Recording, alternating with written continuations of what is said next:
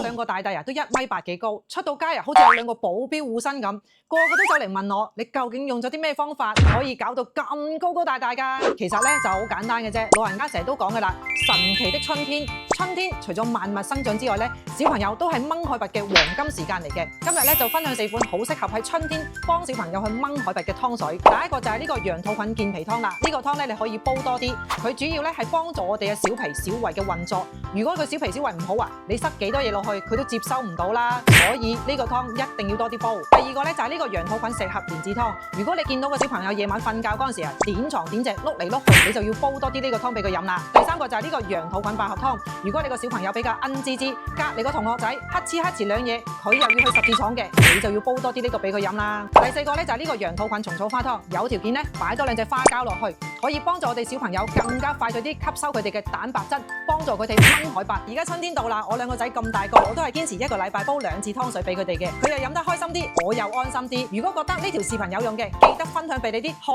姊妹啊！